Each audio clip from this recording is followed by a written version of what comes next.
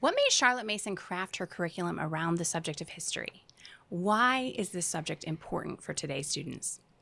Join us for our discussion today as we begin our series on Charlotte Mason history lessons.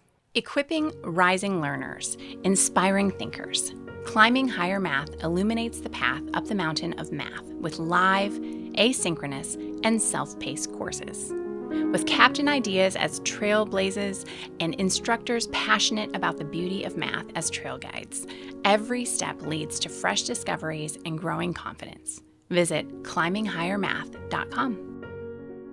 Welcome to A Delectable Education, the podcast that spreads the feast of the Charlotte Mason method. I'm Emily Kaiser, and I'm here with Liz Cottrell and Nicole Williams. Well, Charlotte Mason said, next in order to religious knowledge, history is the pivot upon which our curriculum turns. And so we turn from Bible lessons to the subject of history, which informs so much of the rest of the curriculum. Absolutely. So, Nicole, would you start by telling us why Charlotte Mason thought that history was so important, this mainstay pivot of the curriculum? And that's a very striking claim. It is. Next to religious knowledge, it's the pivot. But once you understand how she approached it, I think it really makes sense. History in a Charlotte Mason education isn't about memorizing names and dates. It's about knowing people. It's about understanding ideas. It's about helping a child find their place in the world. I think this is so cool. It's not in an abstract way or a theoretical way, but seeing themselves as part of a long and living story. Yes. Through history, our children are introduced to the full scope of human experience. They come to see the choices people have made, their courage, their failures, their faithfulness. And over time, they develop principles they can apply to their own lives. That's the beauty of history. It quietly shapes the way we think and the kind of people we are becoming, or our children, of course. Our children also live in a global world now, but that doesn't guarantee understanding. No. And Miss Mason believed that every child should be given the opportunity to form relationships with people, she said, of all sorts and conditions, of all countries and climes, of all times, past and present. This kind of history study doesn't create pride. It creates humility, compassion, reverence, and a deeper sense of the duties and the joys of a full human life. Charlotte Mason did call it the pageant of history. It's a rich, colorful backdrop filled with the drama of real lives lived. A pageant isn't a dry timeline. It's just not. It's color, it's story. It captures the imagination. And when our children are given the right kind of books, rich with story and truth, they begin to picture themselves in those scenes. They connect to the characters and they grow in empathy. And this widens their understanding of the world. And as they grow, the scope of history grows with them, beginning with simple stories and expanding to layered global narratives. And that develops their understanding over time. As the pivot, history provides a natural rhythm for the rest of the curriculum. The literature, geography, art, and music can all be informed by the time period that the child is studying. And that doesn't mean that we're building unit studies, just to note, or trying to force connections. We don't have to do that.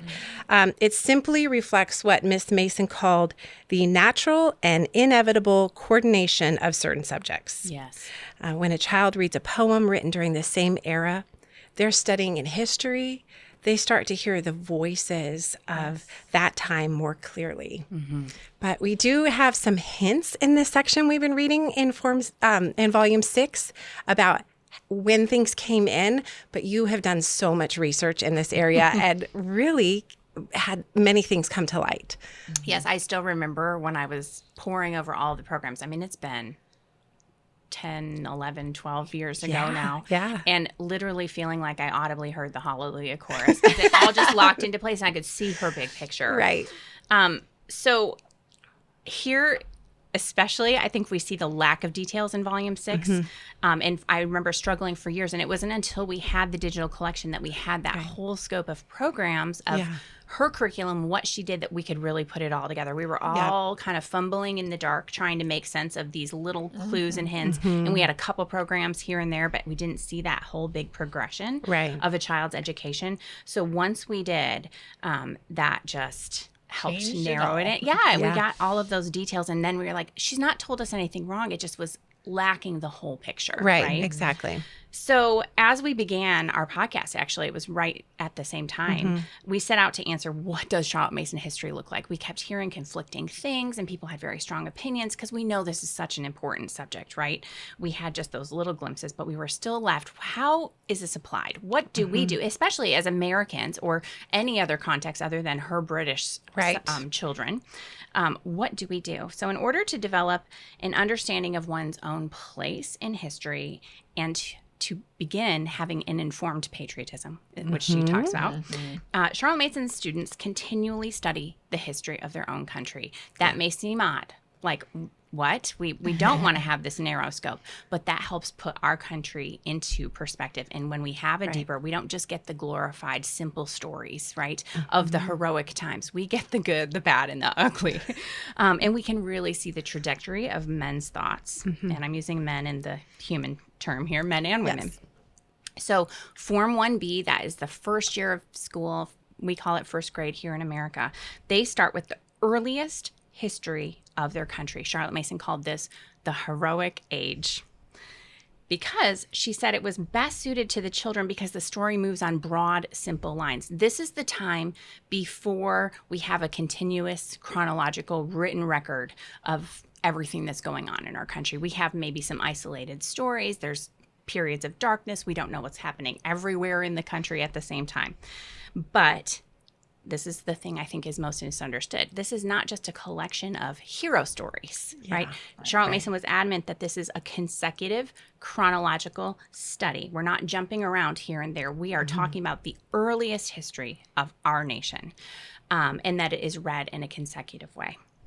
So she called the heroic age the time before authentic history began. So we have the heroic age and we have authentic history. And so these stories include maybe some more mythical or legendary details. We have those in our own country, even though those are a lot nearer to the present time than the ones that they were telling in Britain for her students. But it is that time before the continuous written record. So what this looks like in America is the time as Europeans were making contact. We have anthropological studies of what the people who lived here before Europeans made contact, but we didn't have any written record from them. So we can only make, anthropological assumptions about what was happening in the country. And we have little bits. So we include those as we can, but really the record that we have that is going to give us that consecutive chronological narrative are from the contact with Europeans who came to explore and then settle. Right. So that's the first year of school. And then Form 1A, which students were in for 2 years, second to third grade, they're continuing a chronological study, and that goes up to the present time. So it's Charlotte Mason. That was the same book. We don't have a great option for that. I'll talk more about that in subsequent episodes.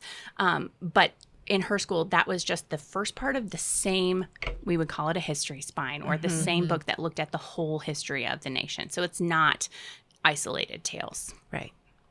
Okay, so that's Form 1.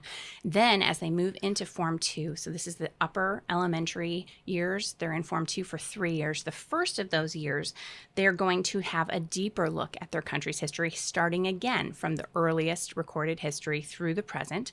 They're going to cycle through that in 4 years.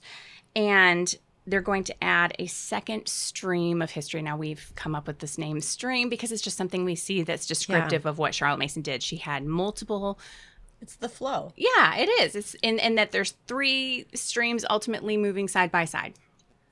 So they're going to start their second stream, and that is to add the history of a neighboring country. And this, she said, should be contemporary, should be the same time period as what they're studying in their own country so that they get a bigger perspective. We have a very different perspective of the events leading up to the Revolutionary War than British people do, right? Yes, right. Particularly those living at that time. And so we're going to talk later in our Form 2 episode about how to choose that neighboring country.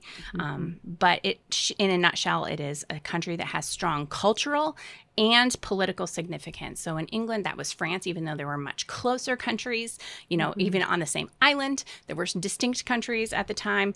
And I would argue that for us in America, despite where we live, because of our, not only the founding documents, our governmental structure, and who controlled us when we gained our independence, but also because of our shared language and a lot of cultural things and continuing alliances. And those are all match up with what England and France have. It just has the most influence on our life. I would argue that is England for us. Right.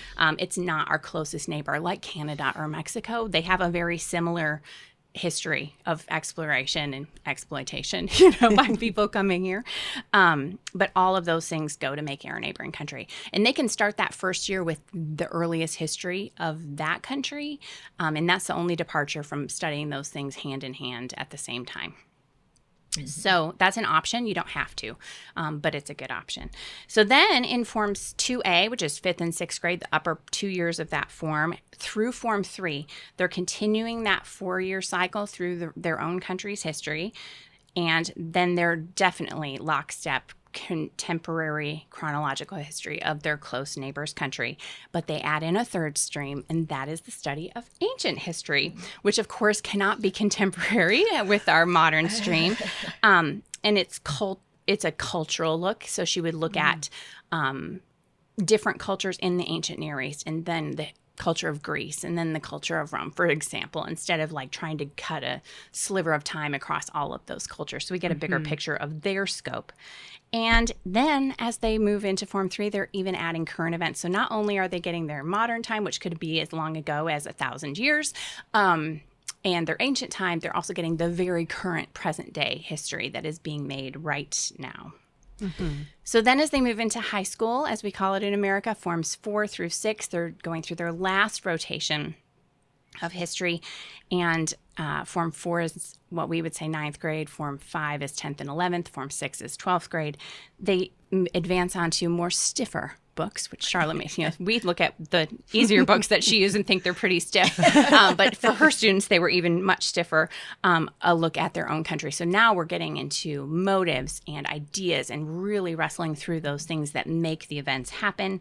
The neighboring country, instead of just one country, it's going to expand to all of Western civilization. If we're here in the West, I guess that would be different if you're in a different context. And then they go through another look at ancient history. And she said there was actually less time for that. So they just got a broader overview of it.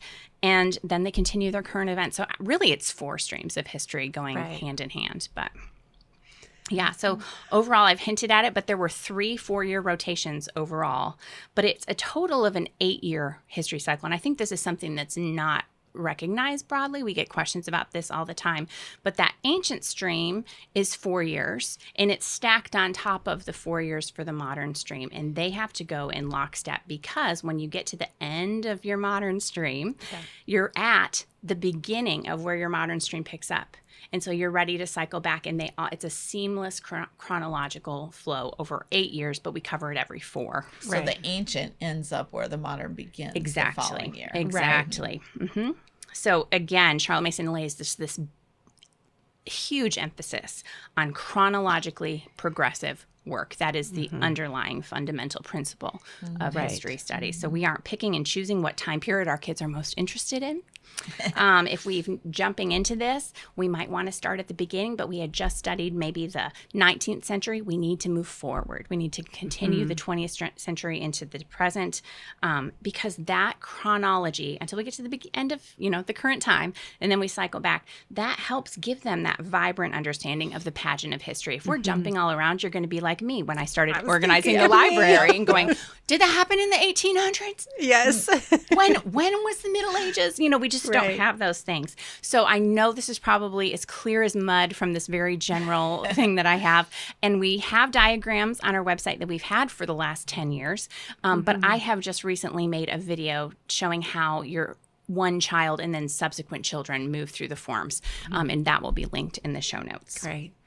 So From this wide feast of history, Charlotte Mason says, we may not be able to recall this or that circumstance, but the imagination is warmed. We know that there is a great deal to be said on both sides of every question, and we are saved from crudities in opinion and rashness in action. The present becomes enriched for us with the wealth of all that has gone before. We may not delay to offer such a liberal and generous diet of history to every child in the country as shall give weight to his decisions, consideration to his actions, and stability to his conduct.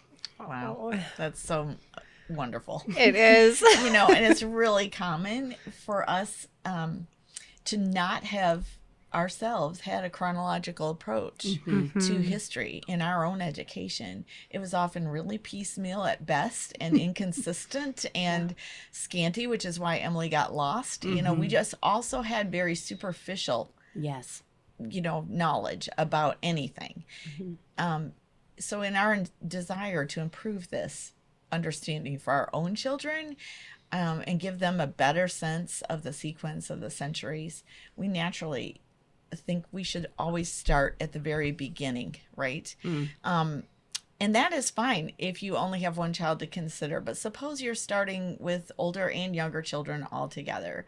Charlotte Mason said it was okay to start, as Emily's pointed out, at any time, as long as you're always moving forward and you arrive at the present, you return to the beginning. Yeah. So it's kind of like a merry-go-round. It doesn't matter where you hop on, you're going around full circle, right? So each child joins in where the older students are. All ages are kept together, and they'll arrive at the beginning, maybe at a different age, but they will receive the whole picture. Yes. In Charlotte Mason's day, her whole school moved together every year forward. And by whole school, we're talking 40,000 children across the British Empire. Another thing that sometimes concerns us is if your country of origin was a different one from where your children are growing up. Yeah. And this focus in history should be of the child's the country where he lives.